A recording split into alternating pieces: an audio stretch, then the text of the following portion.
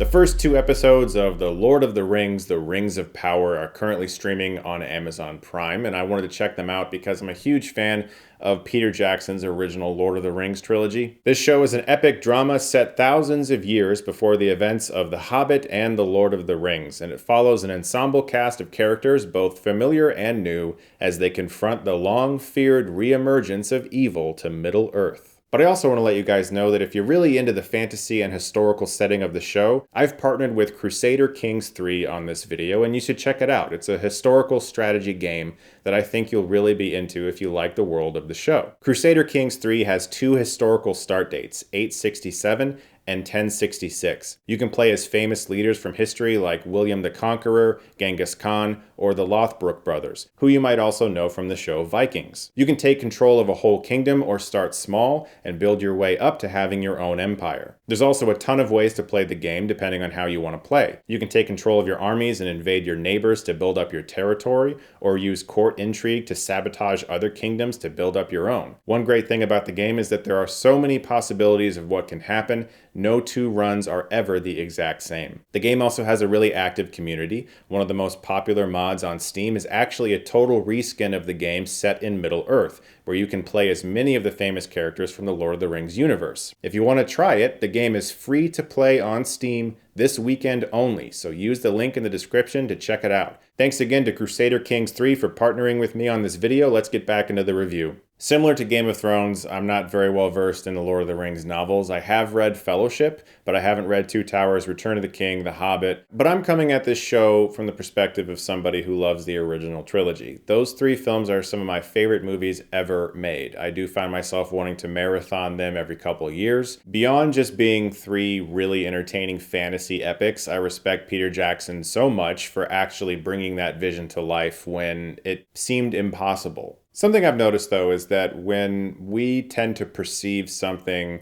that has been created in a form of media as essentially flawless, or at least very close to flawless, and it was just really good and everyone was happy and pleased, that whenever there's more, we come at it really hard. We get very upset. Anger and cynicism are at their highest peak at that point. And even when Peter Jackson decided he was going to make The Hobbit, he faced a lot of that as well, because living up to something that most people thought was pretty much perfect is almost impossible. So the Rings of Power show has an uphill battle that I don't necessarily think is fair. Everyone's going to either compare it to Peter Jackson's movies or to Tolkien's work, which of course makes sense because they're these massive accomplishments and they should be given respect. But the discourse now around big movies and TV shows like this seems to suggest that we have a very difficult time accepting anything new. I've been there myself. There have been remakes and reboots announced that I thought was the worst idea ever, and they seem to be dead at this point. Memento, I remember they were going to remake, and I thought that was just insane that they would ever touch that. I get it. When it comes to the Rings of Power, though, I don't see anything in these first two episodes that warrants outrage. I don't necessarily see anything that immediately hooks me either, though. And so I'm very much in a state of wait and see. I think these first two episodes are exceptionally well directed. J.A. Bayona is a wonderful filmmaker. Check out his movie, The Orphanage. It's fucking awesome. He is very, very good at his job. A Monster Calls as well. Really damn good. Even though I wasn't a huge fan of Jurassic World Fallen Kingdom, I do think it's the best directed of the Jurassic World trilogy.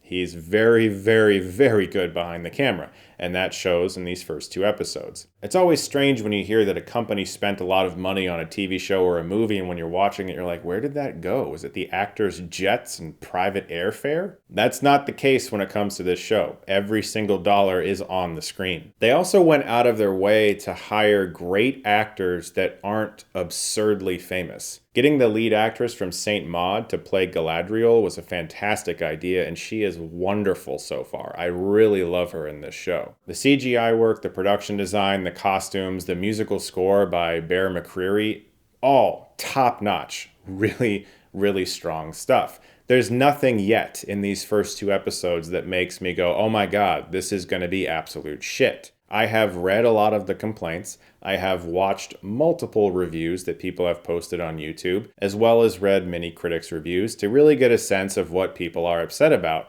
And I get it. I think if you're very invested in this world, there are certain things that just aren't going to click with you. It's going to feel as if it is an imitation of something that you love, or that it's trying too hard to be something that it isn't.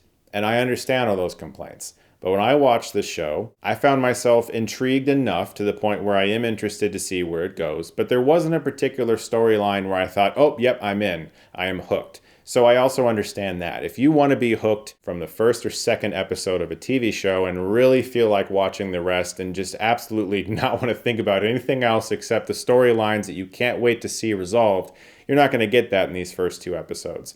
Because to me, they were just really beautiful, exceptionally well crafted, and interesting enough to the point where I do want to know what happens next, but I am not on the edge of my seat yet. Maybe the show will get worse. Maybe the finale will be really bad. Maybe there'll be something that the internet really hates, and because of that, everything that the show tries to do is going to be bad because of one specific thing that the internet hates.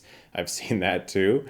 I just don't think that a show that is this well crafted to start is just going to be shit in the end. It might be fine. It might be okay. You might think, you know what? Nice try, but not quite. I just don't see this show being worthy of anger. I don't see it, guys. I mean, there's way worse shit out there. I just think that over the past few years, and not just in entertainment, we have gotten to this point where we are either all the way over there or all the way over there. There is no middle ground anymore with opinions. There is no, you know what, well, wait and see, or I thought that was okay. It's either I hate or I love. And when it comes to this show, I'm neither of those things. I am a little indifferent, and unfortunately nowadays it feels like that's the least popular way to talk about entertainment because it usually generates the least amount of views or retweets or shares or whatever the fuck. You have to either be super pissed or just in love with something for people to really want to get behind you. If I sit here and say, Rings of Power is not too bad, let's see where it goes. People are like, that's fucking boring. Why don't you be mad? Why don't you scream and yell and be angry? Or why don't you make fun of it a lot?